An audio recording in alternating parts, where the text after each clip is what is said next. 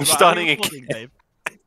Right, well, we're starting with some laughter in the background, and that is because we're back with another episode of The Mag Show. And, well, this is our second attempt of actually trying to record this thing, because it turns out that while I tried to record the first time, I actually stopped the recording as soon as I started it. So we're back once again. It's January 2024. And we have some news, don't we? Greg was just getting into the intricacies of what's going on in the real life Manston. So I don't know if you want to carry on with that, Greg. Yeah, absolutely. Why not? Sorry. No, it's all good. It's all good. It's nice to see we have a small audience as well today, which is great. Yeah, no. So basically, to cut it short, there is no news. If there is to be news, hopefully it's soon because we've been waiting a long time already.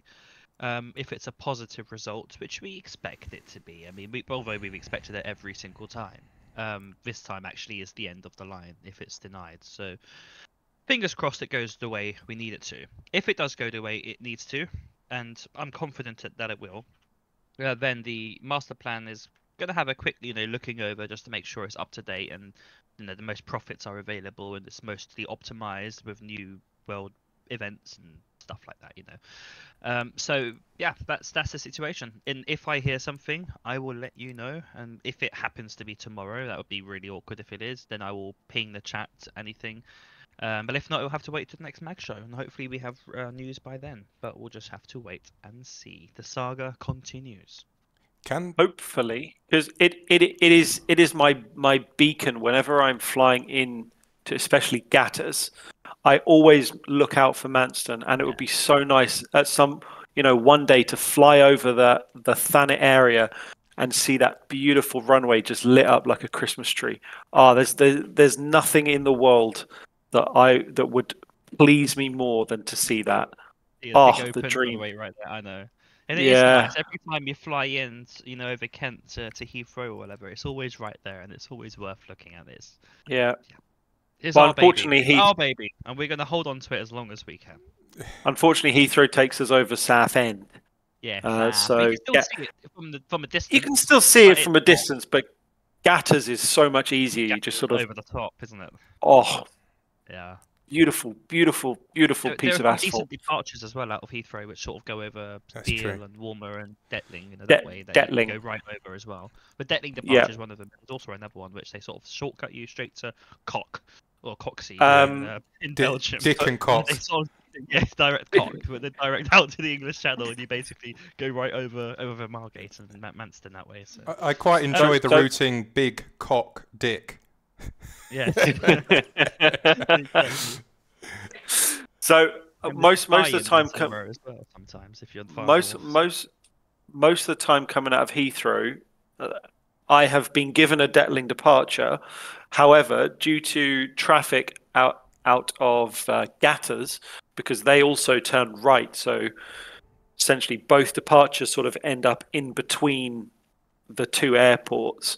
Yeah. You end up getting vectored. So every time I'm all like, oh yeah, I'm going to fly over Maidstone. Whoa, yeah, it'll be sick. And then we end up fucking halfway to like Lyd. Yeah. So annoying. But one day I'll get it. One day. Yeah. But yeah. Awesome. Well, thank you very much for that, Greg. We have our fingers crossed. Fingers, toes, eyes, ears, mouth, nose, you name it. Oh, the Coke. Right. Yeah. On to more pressing matters. Yes. What's next on the agenda then? So next on the agenda, if you could cut it from that bit, Dave, that'd be great. Cheers. Next on the agenda, we have 1, 2, 3, 4, 5, 6, 7 pieces of information to give you, plus one announcement, plus the result of the screenshot of the year competition. Those of you who have not voted, if you go to the announcements page, you will see that I have pinned a message. So that pinned message will be for you to vote for the screenshot of the year competition. What I can tell you now is that there have been 9 votes cast, and w- two, yes, two images have 2 votes each. One has 3 votes, and the rest are on a single vote. So potentially, any vote cast for the right picture tonight could end up in a tie, which would draw out the process a little bit longer, unfortunately. But it could change who wins. So yes. So first things first. A little bit of bad news, unfortunately. I'm going to share my screen. As many of you know, we were planning to use the Aerosoft A330 as sort of the basis for the Stratusjet long-haul fleet. We believe that since Stratusjet is primarily an Airbus airline now with the Embraers coming in, but primarily it's Airbus, that having that 330 would be a logical step for commonality. Unfortunately, Aerosoft, in their infinite wisdom, have decided to delay the A330 until the release of Flight Simulator 2024, which will be coming this year, but it's kind of a bit shit because That's a bit the rubbish. A330, it is. I mean, the 330 was supposed to release a year ago, and they've been teasing and screenshotting, and now they're saying, "Oh, actually, no, we're not going to release it." So that's a bit annoying. So until then, unfortunately, Stratusjet is likely to remain just having the 787-8s, possibly -9s, and we might look into the 330 Neos. But then if we get the Neos, then what's the point in bringing the CEOs when they come? And so unfortunately that sucks a little bit. But yeah, it looks stunning. It really does look absolutely stunning, and I was so excited to fly it within the next few months. But unfortunately, it is not to be. So that will wait. We'll have to wait. Hopefully, FS 2024 brings something, or comes out, soon enough. In the meantime,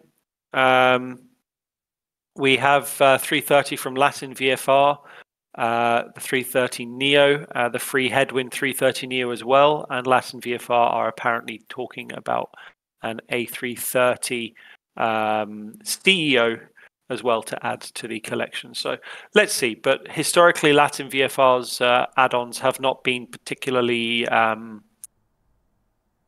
good, to say the least. At least the aircraft. The modeling is stunning.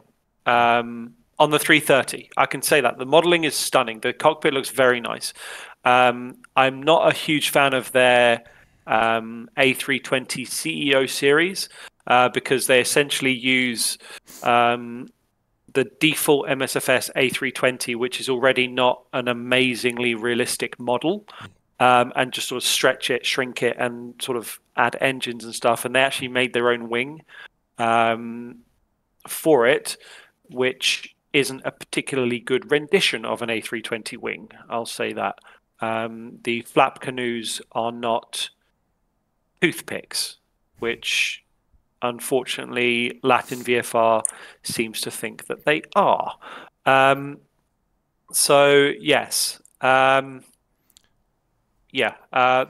a bit shit. I mean, they have. It's new to me, certainly in the past few years, that Latin VFR should make aircraft add-ons, because they were always, for me, just a scenery developer. And this seems to be a new quite endeavor. A good one. They were, but they were very good. One of the very best. So since MSFS has come out, they've sort of been they've been modifying, stretching, shrinking the A320 Neo, the default one. And the thing that really bugs me, that there's a weird shape to the nose, and the engine's too big, the wing doesn't look right, and the biggest, most annoying thing for me is the landing gear. They have a straight landing gear leg. The leg is not straight; it's slightly tilted, and it just breaks the immersion for me, and it just bothers me, and I just can't. I can't get on with it, which is unfortunately part of the reason why I don't fly the fly-by-wire A320 as much as I would otherwise like to. I know that they have recently introduced their own custom cockpit, which is very, very, very nice. But as someone who not just enjoys the cockpit experience, but when there's a little bit of downtime and whatever, it's nice sort of look outside at the look of the aeroplane, and unfortunately that kind of breaks the magic for me. So yeah, not a huge fan of LATAM VFR stuff. Hopefully, Phoenix's A321 and 319 releases sooner rather than later. They're apparently releasing Block 2 in the next few weeks as well, which will be exciting. But yeah, that's where we are with that. Will add-ons be additional payment for the 321 and 19? Say again? Will they charge additionally for the 321? Yes, yeah. It'll be an add-on. Right. But right now you're going to end up. Let's say they charge 50 quid each. Yeah. Or let's say 50 quid each, right? Which is what they're charging for the 320. I believe that 50 quid is 50 quid well spent. It is such good value for the depth of systems that you are getting. I have 2,600 and something hours on the 320. The realism that the Phoenix 320 gives by comparison to the Horizon Sim or the fly-by-wire mod, it's just unparalleled. And even I would say the FS Labs in P3D, because the FS Labs was truly excellent. But when you can go so far as to pull circuit breakers, I mean, that's insane. Yeah. And not just pull circuit breakers, but pull circuit breakers and see the thing that should happen. Yeah. That's insane. And for 50 quid, it's well worth it. So if they were to charge 50 quid for the 319 and 50 quid for the 321, okay, great, I'll pay it. That's £150 total for 3 in-depth realistic aircraft. PMDG are charging what, £70 a pop for the 737 per variant, and there's 4 variants to buy. If I remember correctly, that's King Randazzo for you. King Randazzo. What a lovely, charming chap. You've got some history with him, haven't you? Yes. The 777-200 is going to be different to the 300, and they're going to obviously have the cargo version as well. They're going to make it. They're going to charge for each one of those, aren't they? Yeah, of course they will. They're going to charge for the 747. Well, the 777 is on the list, on the roster of things to talk about today, and I'm actually quite looking forward to that. What they're probably going to do is they're going to charge for the 200 freighter, which is going to be a slightly cheaper price than they're going to charge for the. So that I reckon the 200 freighter is going to be the what's the word? Not the base. Gateway. Okay. Aircraft. So it is the base. And so they won't charge so much for it, which will entice people, and then they'll start knocking out the 300 ER, the 200, or probably the 200 LR. Base, didn't they, on a P3D? 200 base, and then expansion 300, but obviously it might be different. So in the 777, they initially released the 200 LR for FSX. Yeah. And Mr. Randazzo said, we'll release the 300 ER, but the 200 ER, we don't really give a shit about that. Yeah. Pretty much. I remember that. So for the longest time... you're flying from the cockpit anyway. Who cares if you've got raked wingtips and GE90s on the outside of your airplane when you want to be flying a Rolls Royce? That was the attitude. And then eventually they sort of changed their minds and released the 200 Alpha and ER. It was the ER. Yeah. But they never released the 300 base.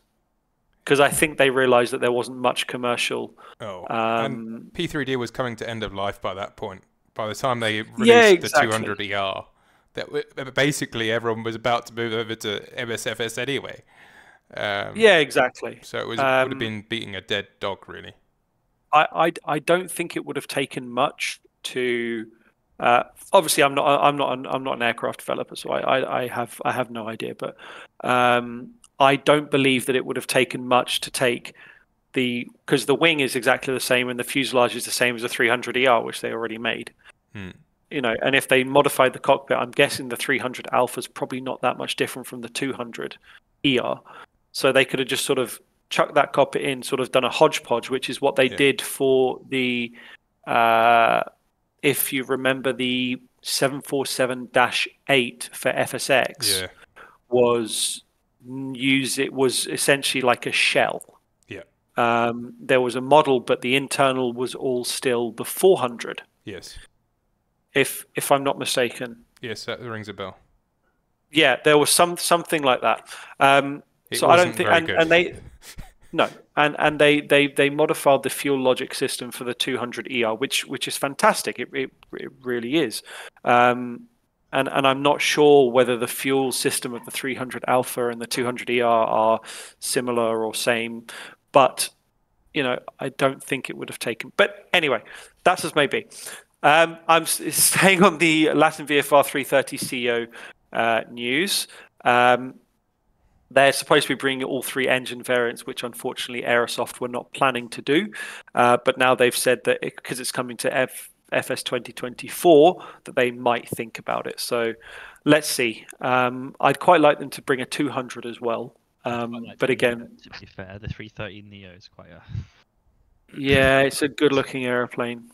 It really is. But this is their A321 CEO that they're bringing out. Now, remember what I said about the flap canoes being toothpicks and the landing gear being straight up and down and the cockpit having a weird shape? These pictures do illustrate that. So, yeah, I will not be purchasing it. Okay, moving on. Next piece of news is some of you may be aware that we had a plan, we had a vision that the Airbus A220 would eventually go on to replace the Embraer 190s, 737-600s, and maybe the 737-700s in Manston Air mainline. And possibly even add them into Verona and Stratusjet. And one of the developers for that, there were 2. There was a company called Whiskey Jet Simulations, who sort of in the last 2 years have sort of disappeared off the face of the earth, unfortunately. But the one that is still in active development is Synaptic Simulations. Now, they've been a little bit quiet for a while, but their progress was very good. And we were sort of hoping that the project wasn't dead. And it turns out it wasn't dead. It isn't dead. And they've actually, instead of releasing it as a freeware add-on, they've now decided to release it as a payware add-on, but in collaboration with InnyBuilds.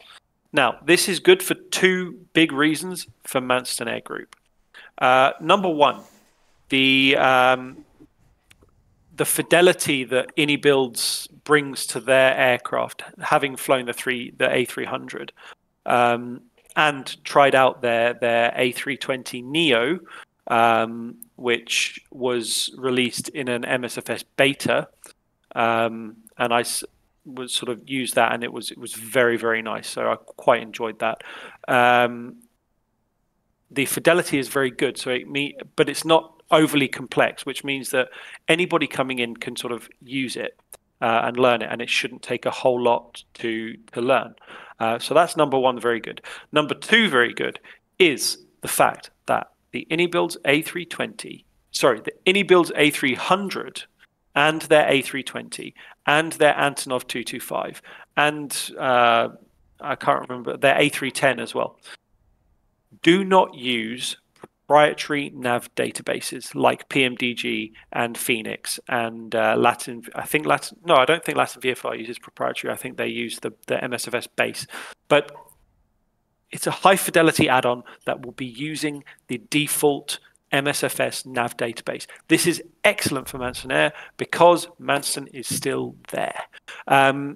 Whilst we probably won't be able to program in the SIDS and stars like we are able to do on the 737, it still means that Manston will be a usable airport. You can use the ILS, you can use the RNAV as a visual. You can plan flights to and from Manston within the aircraft.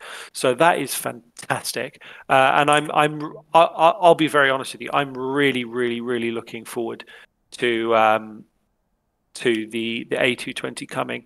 I believe in real life, the A220 is an exceptional aeroplane, exceptional to the point that it has effectively killed the A319neo and the Embraer E2 and the Embraer 190. Many airlines who were operators of the Embraer 190 and 195, for instance, JetBlue and Air Canada, 4000 set Rog, have moved away from the Embraers in favor of the Airbus A220 because the 220's range capabilities are incredible. I mean, Breeze Airways, this new startup in the US, are planning to use it transatlantic. I mean, an aeroplane that can fly into London City, albeit the 100 variant, which is coming second. A plane that can fly into London City, can take off from a nothingness runway, that can then cross the Atlantic and also do a quick 20-minute hop to and from Amsterdam from London is insane, and make money doing it. That is amazing. And as I say, it's killed off the 319. I mean, Delta Airlines were a huge operator of the A319 and 320, 321. And if you notice, they've not bothered ordering the 319 Neo or the 321 Neo. In fact, they've gone for the A220-100 and the A220-300 to fill that niche.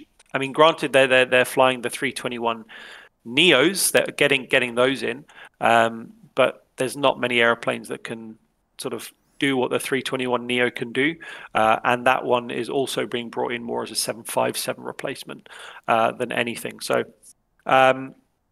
yeah, that's my take on the A220. Yeah. I'm sure I'm not the only one who feels that way.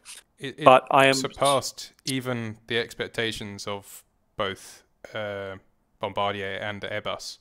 They had to go in and change. So they advertised it with one set of performance figures, both for takeoff, landing, and range, and it did better than what they advertised. And it has taken the market by storm. But also, when I was based at London City, I saw them do the test flights with the A220.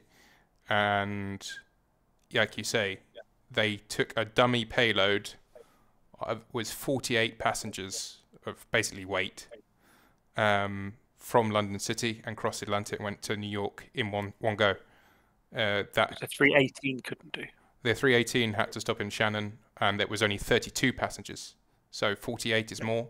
And they said that they could, theoretically, have taken more weight. They could have taken like 98 passengers or 100 passengers worth of weight. But the reason they did it with 48 was simply because the market was such that it makes sense to put it on a business class only route. But yeah, certainly I know BA were looking at it very closely and thinking about the idea of doing a mix of both long and short haul out of London City to destinations like New York, to Dubai, and to Moscow. On the 220. On the 220, yeah, which could never have been done before on pretty much any other airline. I mean, the only other things that were going in and out of London City and were doing long legs like that were business jets like Gulfstreams and stuff. So. Yeah, so the 220 is an amazing aeroplane, and I'm really happy that Synaptic have partnered with AnyBuilds to bring this project to life, and hopefully that means that the project will come actually a little bit faster, because AnyBuilds have such a huge resource behind them and such a good core of developers that they should be able to help push it along. Last I looked, their modeling is pretty much complete. The cockpit modeling is pretty good. They're working on texturing and systems now, and any builds will be able to shine with the systems modeling. So yeah, that's a great step in the right direction for the A220, and we really look forward to bringing the A220 to you with Manston Air. Next up is the aforementioned PMDG 777 for MSFS. So, as many of you know, PMDG's hype cycle, shall we say, generally starts about a month, 2 months before the release of the product, when they start showing cockpit previews and external previews, which they are showing both. They've previously shown external previews, and now they're showing cockpit previews and close-up previews as well. So from what I understand from Mr. Randazzo's post in the PMDG forum, the 777 is pretty close to release.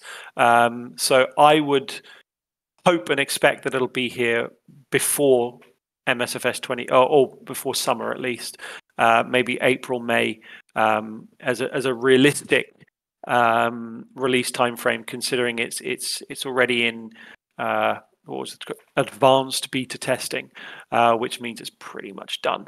So really excited for that. Finally, some decent. I mean, the Horizon Sim 787 is not bad, but the 777 was the baby of the Manston Air long haul fleet, being much larger in terms of fleet size than the 787s. If I'm remembering correctly, I think we had 10 787s, and the rest were like 777s. I do like the 78. I definitely won't stop flying it, but oh no, absolutely not. Shame there's no well-developed 787 in the pipeline at the moment. I mean, there is Horizon, but you know what I mean, the proper payware like Quality Wings, which was dodgy but okay, flyable.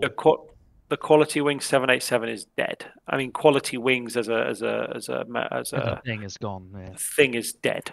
I mean, they haven't had an update in 4 years. I saw that Quality Wings published some kind of, am I right in saying, a sound pack for the Horizon 787? There's a sound pack for it that I've got. Oh no, or was it FT Sim? Maybe it was FT Sim. FT Sim have it. I think 787 they both sound do. pack. I've got it. I think there's they two. They both do. Okay, that's good. Let me have a look. Wait 1 second. I'm just curious because it would be good if they are working on the 787, but I don't think they are working on the 787 for MSFS, which is a big shame because it's a nice plane. No, they have one, but they showed a preview of the 787 just after MSFS was launched, and people were very excited. And they haven't shown anything since January 2021. I mean, 3 years. The base 7810, after the update and with the addition of the 4K texture pack and the sound pack, is actually, if I'm honest, a pretty decent aircraft. Yeah, the flight dynamics are a little bit dodgy, but as far as it goes, sim brief integration and stuff, it's actually fairly flyable. See, I find the Horizon 7A is, I wouldn't say it's unflyable, but I find on takeoff, even if you're pulling back, it doesn't rotate, and then eventually the nose will sort of unsticks, and then it'll just and then you end up tail strike, smacking the tail if you're not quick enough to push forward.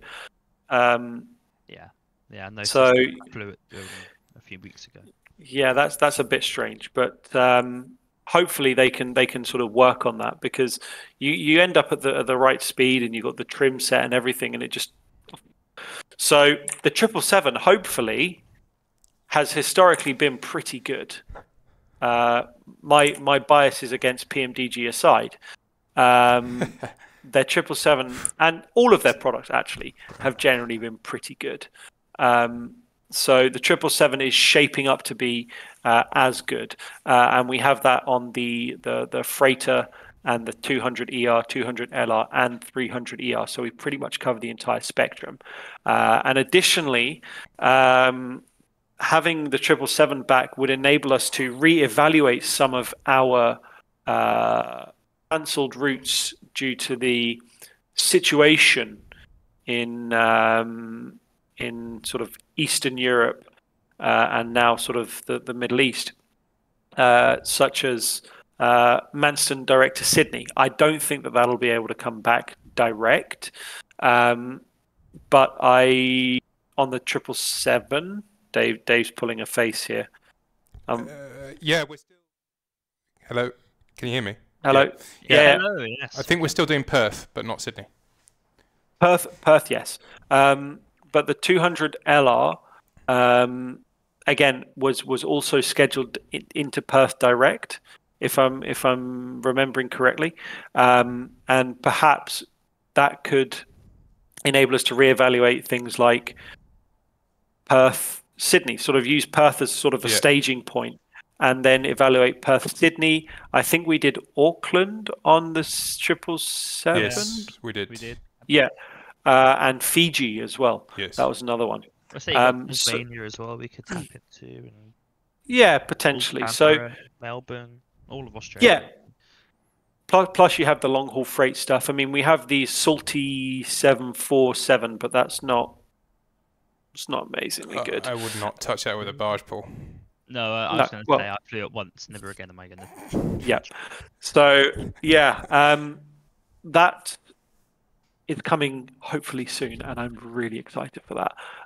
We're doing some long haul Manston stuff and long haul Verona stuff. Don't forget that Verona also operates the 777-200ER, both the GE and the Rolls-Royce versions out of Ivatu and Nosy B, and we'll probably have a couple in Kenya and Ghana.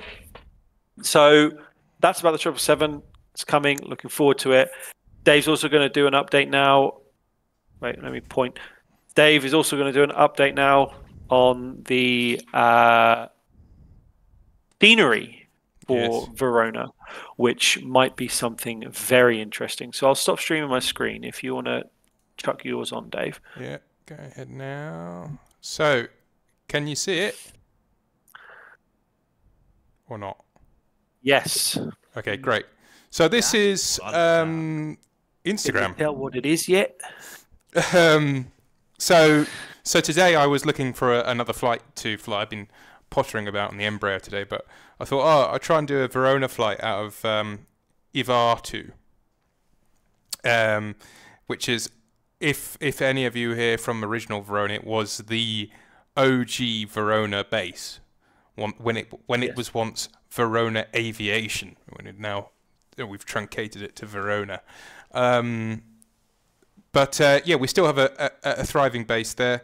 The only issue is that until now, at least, and still at the moment, there is no add-on scenery for it in Microsoft Flight Simulator. So I was looking around today to see if there was anyone who was doing a scenery for it. And I saw a couple of posts on the Flight Simulator forum, the official Flight Simulator forum, Microsoft Flight Simulator forum, requesting that someone should do the scenery for Ivatu.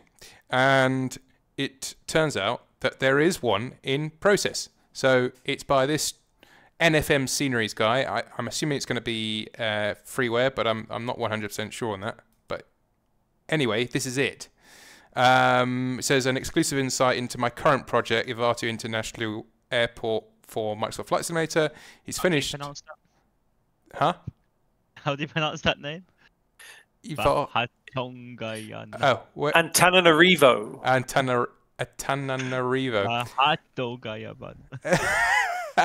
I finished the old hangars, workshops in the western area of the airport and can't wait to show you the details. So I'm pretty I'm looking forward to seeing what it brings. I mean, it looks pretty good, and anyway, any scenery is better than no scenery. You can see he's even put some animation there on this extractor fan, and there's a bit more down here on this page. Down. Is it down? Yeah, there. Bottom left. So yeah, some of the textures on the terminal look really good, and so I'm looking forward to that being released. I'm hoping that it will be released in the coming weeks, if not months, because it says he's looking to release it in the new year. So yeah, that will be great for Verona because of course it's a base, and one of the things that I know puts some of us off flying is if there isn't add-on scenery, and this will change things for the better for Verona. Yeah. Anything else to add to that, Dan?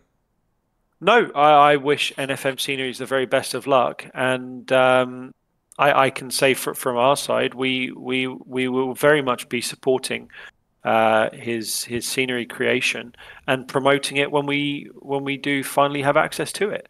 So yeah, I'm looking forward to that. Indeed, I'll certainly be putting a link on our sceneries page. So it's definitely if it's going to be freeware, but any base that we have, it needs. That reminds me, I need to put a link for the scenery for Accra as well, and probably Nosy B. Is Nosy B a base? It is, isn't it? Nosy B is a base. Yeah. Yeah. So I'll put those links up. But yeah. So yeah, but that'll be fantastic for Verona because as we keep saying that, Africa is so underserved by the flight simulator community. It has always been that way. But it's great to see some developers putting some effort into it now.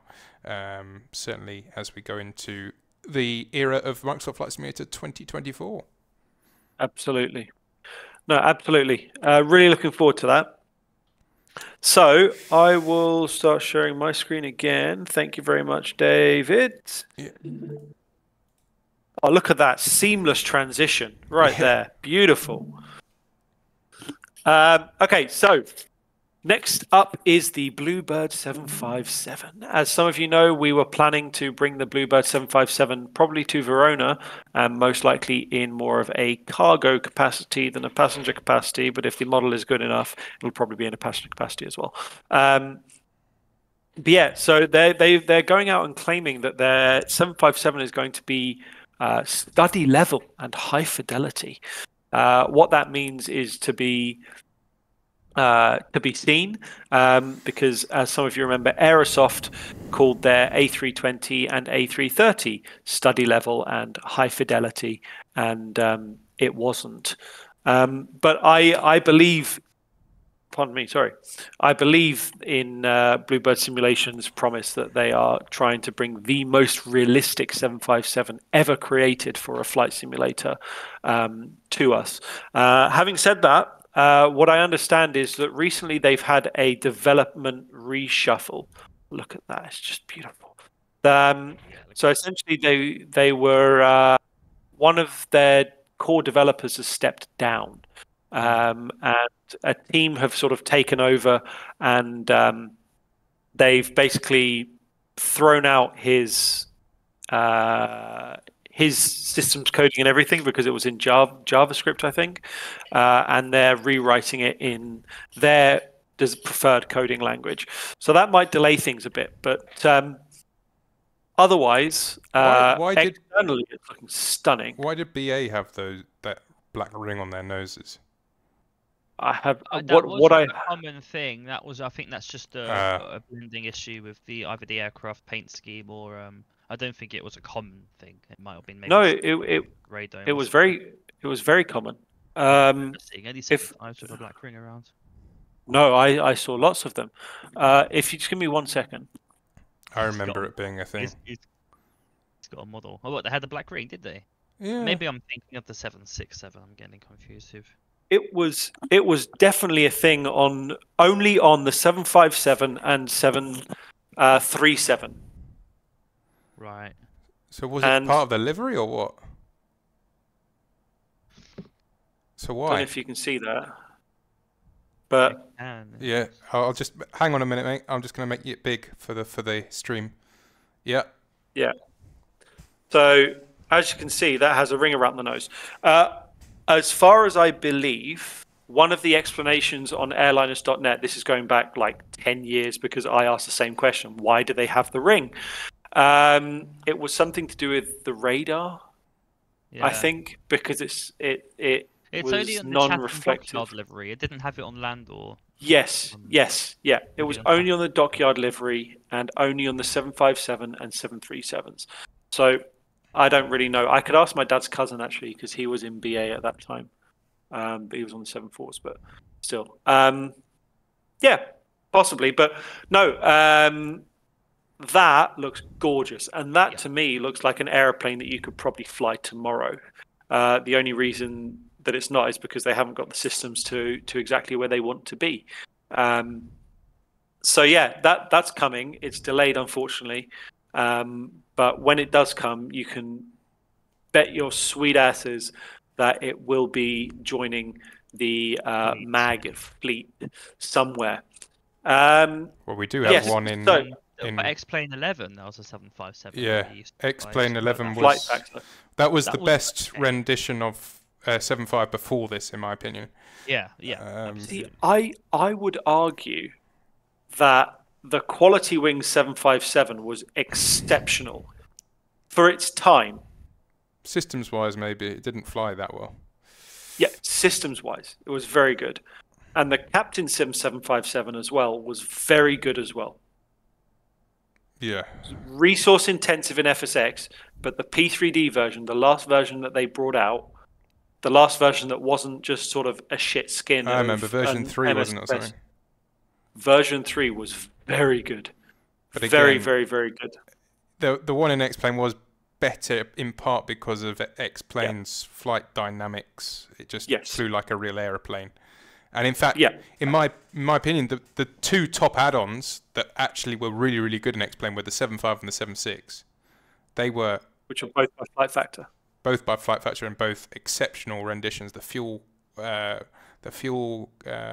consumption was bang on, and they both flew really, really nicely. Yeah. So no. Yeah. Sorry, take me. Oh yeah, closely followed by 7.3. It was a freeware, wasn't it? Who does the freeware for X-Plane 11? 7.3. Zebo mod. Zebo. Yeah, Zebo. Yeah. Which also that flew so nicely. I've never flown an airplane in a simulator that flew like butter. It was just amazing. Yeah. Zebo was a great airplane. Yeah. It was. But hopefully Bluebird can take that crown. They released a twin clapped, don't we? In Verona. Yeah. Clapped was a 7.6, which Bluebird are also apparently bringing. Right. Yeah. Okay. So hopefully we can bring those back to you. So we're looking forward to that. We have 2 more bits of news plus an announcement plus the result. So first bit of news is that Aerosoft Antarctica Volume 2 has been released. Now, the reason that I mention this in particular, as you know, a few of our members, or maybe it's just Matt. I've done it. Maybe it's just Matt. Oh, you've done it as well. Have actually flown down to Antarctica, repping Manston Air. And we sort of had a bit of a discussion. We thought maybe that could be an achievement, the Penguin Award or something like that. I think there's penguins in the in South. Yeah, penguins are down south, polar bears are up north. Yeah. Yeah. So the Penguin Award, perhaps. But having this scenery would, speak of the devil, full of penguins. So yeah, that could enable people to go for that award. So we will have a think about what we're going to call it, but I think we did say that we would probably chuck an award out for this one. Sure. Going down to Antarctica. It's a tricky thing to do because they're not in the nav database usually. Yes, so you have to build it and everything. So you have to put in there. But it's something different. Yeah, but it's something different, that is really exciting. And the other thing is that essentially there's no METARs or TAFs to rely on. So you kind of need to be looking at charts and stuff for weather, or take a significant amount of fuel so that if you do need to turn back to South Africa, you can. Yeah, I think it's a 3.5 hour trip from Cape Town. I think it's close to 4 for sure. Yeah, Sorry, to where? from Cape Town Cape down Town. to Yeah, Antarctica. it's 24 hours or so. Yeah. Yeah. So, no, the new award will be coming, and this scenery is going to be a facilitator of that. So we're looking forward to that. Last piece of news: Innie Builds, as I'm sure you know, as I'm sure you know as well. Both Dave and I live in the UAE, and we're both quite happy that the UAE has been represented very well.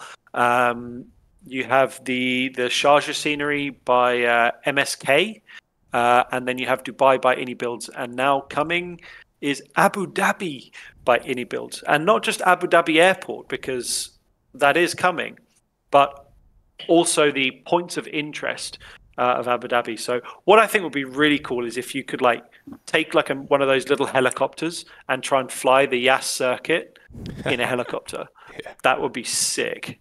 It's probably something that I you do in was actually going to 2024. bring up a point that Mansoner should buy a few Robinson 44s for executive use.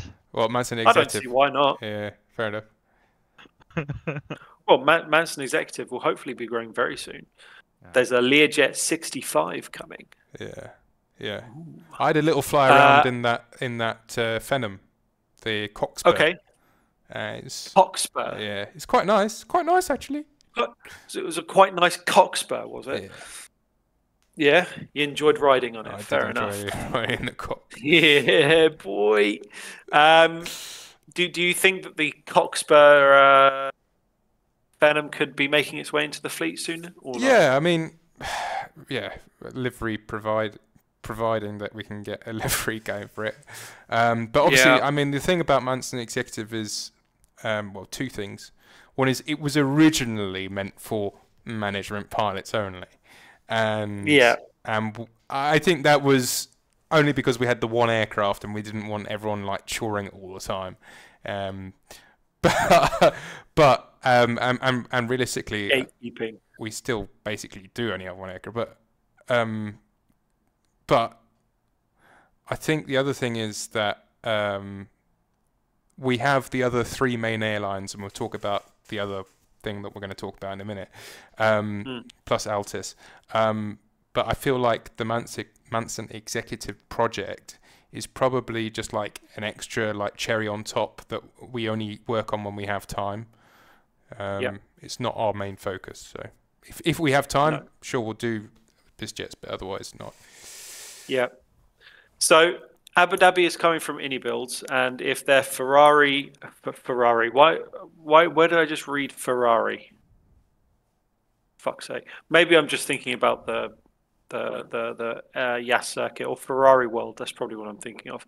But if their Dubai scenery is anything to go by, both their points of interest and DXB, the Abu Dhabi airport should be, and their points of interest should be pretty damn good.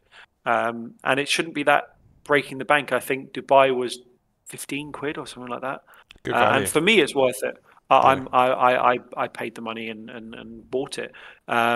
So no, I'm really looking forward to Abu Dhabi, and it was my home base for a year and a half. So it'll be, I've operated out of Sharjah, Ras Al Khaimah, Sharjah, Dubai, and Abu Dhabi in the UAE. So I think I'm fairly well positioned to be able to judge the quality and realism of those particular add-ons. Unfortunately, Ras Al Khaimah has not been announced yet, but if any developers are watching, Innie Builds or Vortex Scenery Designs, Mr. Vortex, Ras Al Khaimah's missing, so if you want to do Ras Al Khaimah, please do. But that's Abu Dhabi. Leading off of Abu Dhabi is the announcement. Now, as many of you know, we have our three airlines. We have Stratusjet Verona and Manston Air, and Altis is sort of a separate entity in and of itself. We don't run it. We just have sort of an affiliation between Stratusjet and Altis. And we we had a little chat and quite liked the idea of an airline for the Middle East and Africa, Middle East and subcontinent, and sort of Asia side. And so we came up with this.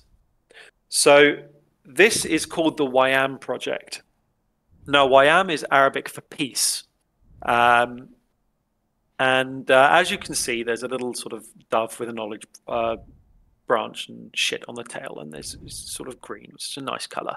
And it is registered in the UAE, which would mean that we could have a base in Dubai, we could have a base in Abu Dhabi, Sharjah, Ras Al Khaimah, and then go to places such as India, Pakistan, sort of regional stuff, down into the stands, sort of Kazakhstan, Osh, and then potentially, when it comes, 350, 380, maybe, sort of sitting down there. The project was really inspired by the AnyBuild's A320neo, which is going to form the basis of the YAM project, most likely. Maybe there'll be some CEOs as well. Maybe we'll sort of paint up the phoenix for it. But primarily will be the 320 Neo. As far as I'm aware, it's going to be free. So it shouldn't form any sort of barrier to entry for the project. Having said that, if we do have enough interest, perhaps we could look at having the what's the one, fly-by-wire A320 painted up for YAM. If people are interested in that, if the AnyBuilds is not free. But to the best of my knowledge, AnyBuilds are releasing it alongside the default 320, not outright replacing it, which, to be honest, I think that they should do. But I know that they have to cater for the gamers and the Xbox guys. So, that's the announcement for YAM project. Do let us know if you have any thoughts or feedback on that.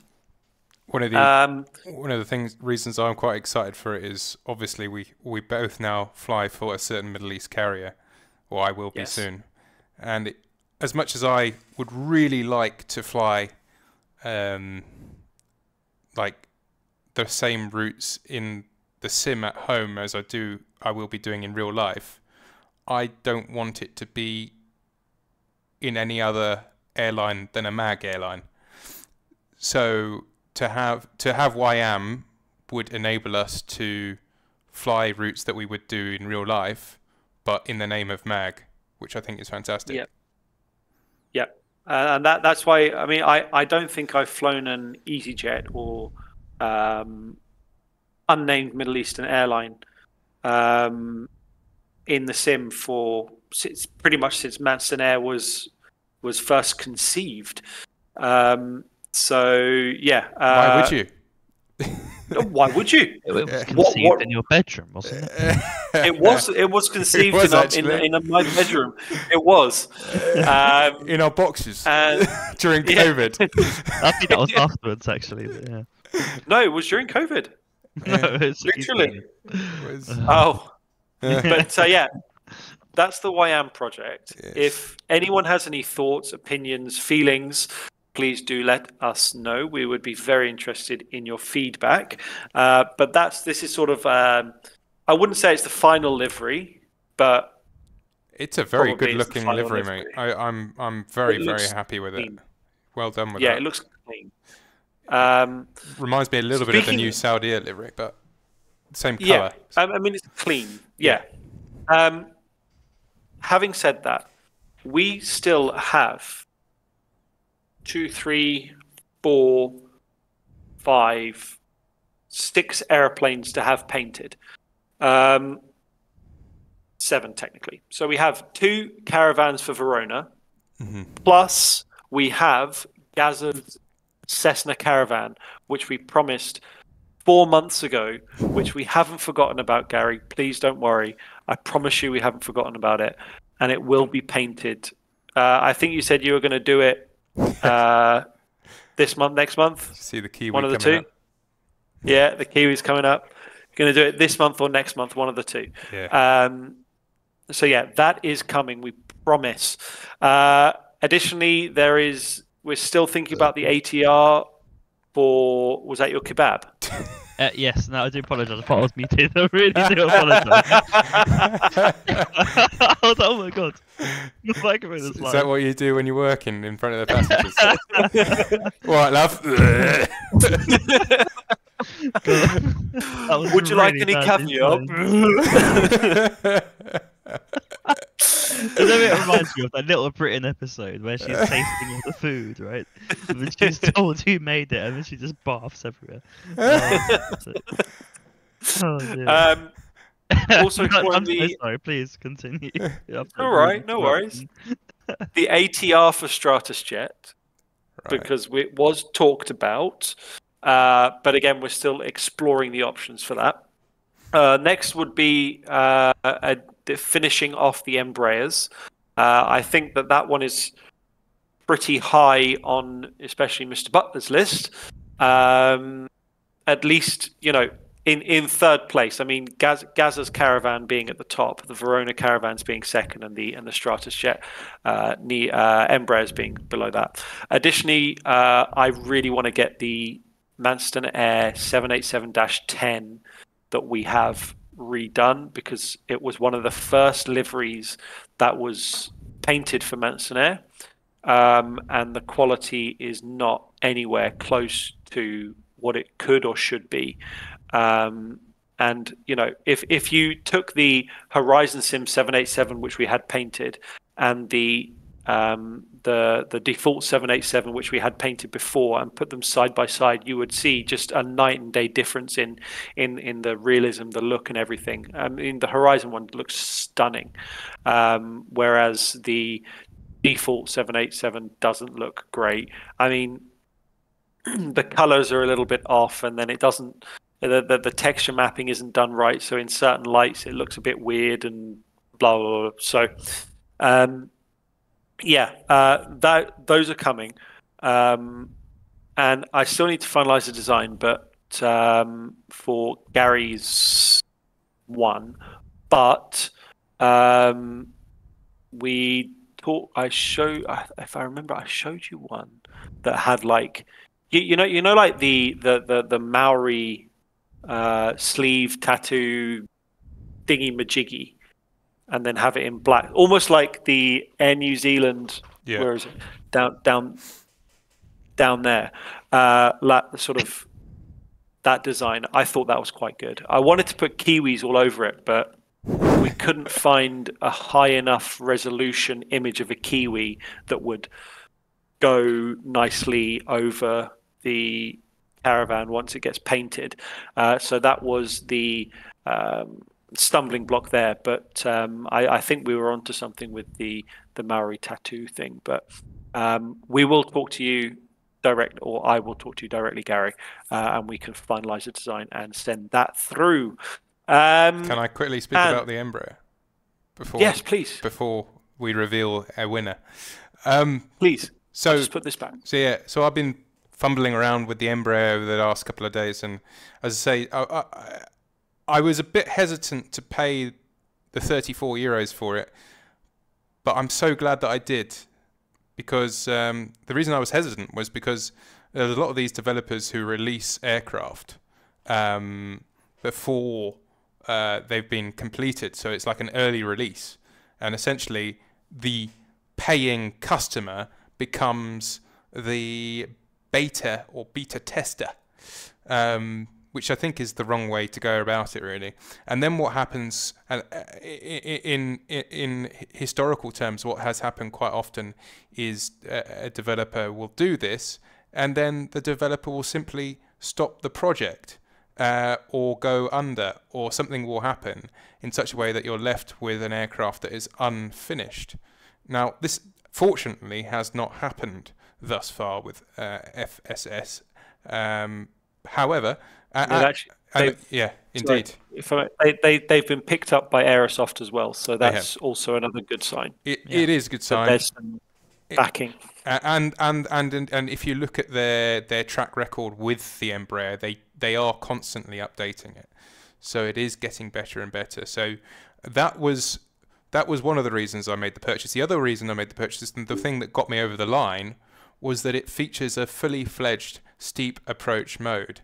And until now, to my knowledge, there has not been any rendition of the Embraer with a steep approach mode that actually works. So when I saw that, I was like, yeah, done, bought. And my first flight, being that I used to be based out of London City and fly the Embraer in and out of there, was from Manston to London City, and I conducted a steep approach, and it was beautiful. It just performed brilliantly. It's still a work in progress. The aircraft itself, there are parts of it that certainly are not systems as deep as they should be, but it's flyable, it's usable, and as Dan says, it gets you from A to B. I have to say, the steep approach performance is very, very good. I'm really happy with it, and I think on the back of that, I suggested to the guys in the management last night that we should do a route to London City, or at least have some routes out of London City, because why waste the technology in the aeroplane with a steep approach? So the idea that I put, I don't know whether we'll actually end up doing this or some other configuration, was to do a morning flight from Manston to London City, and then during the day the aircraft could go off and go to some other performance limiting runway such as Florence or what's the other one in the Alps? Chambéry. Come back to London City, and in the late afternoon go back to Manston again, and that'll give you a day's worth of flying and a set of challenges. It's a great aircraft. Go on. If I remember, City is also curfewed, and it's closed on a Sunday. So midday Saturday to midday Sunday.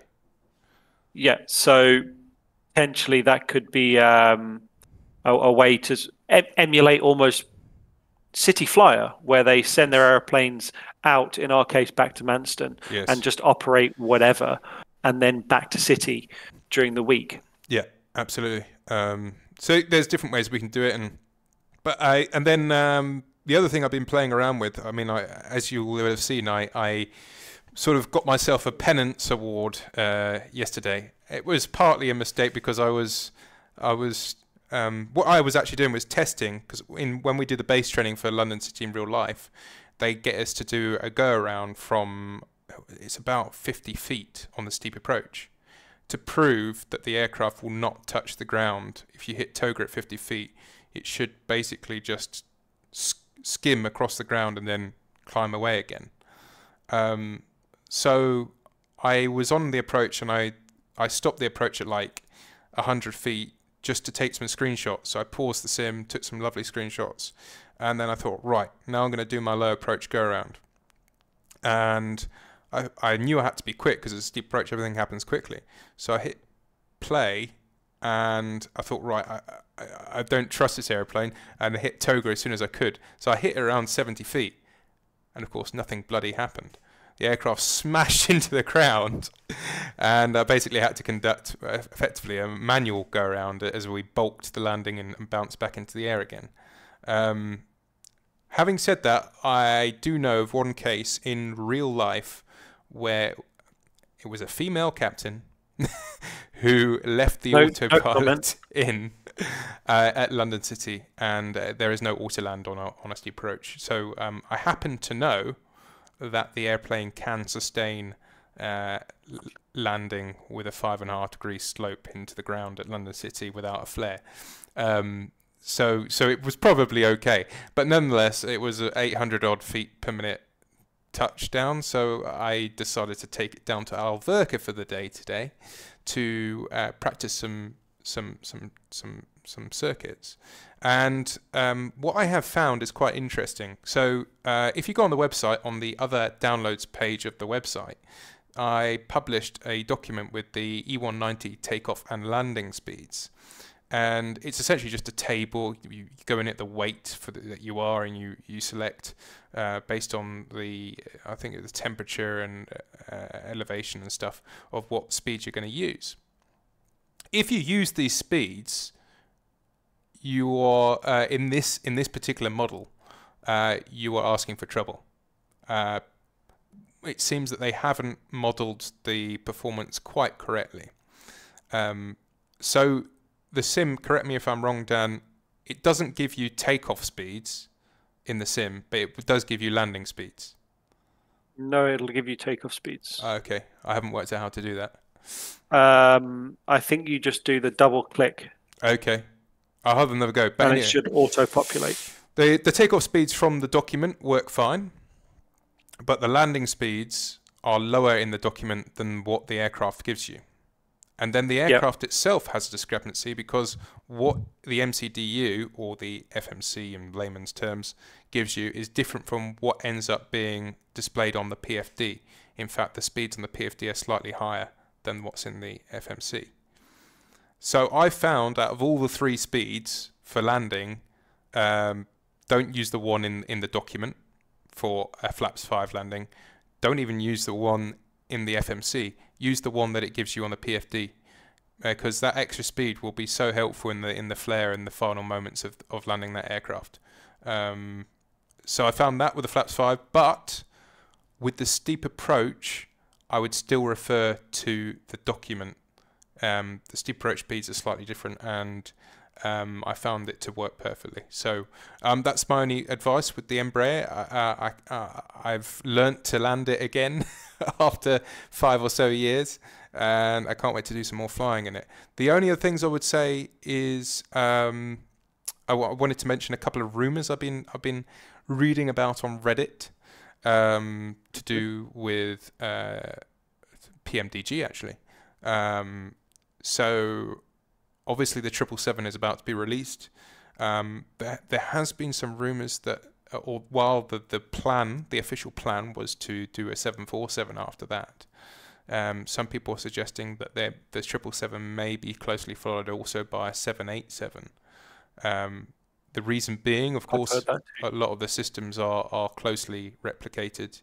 They share a lot of the same, the overhead, for example, and it's a similar type rating. So I wouldn't be surprised if that happens, but again, it is just a rumor. And then the other rumor I heard is once the 747 is done and they've completed their sort of timeline, as it were, they are considering doing a 757 to compete with this Bluebird thing. So so I heard that too.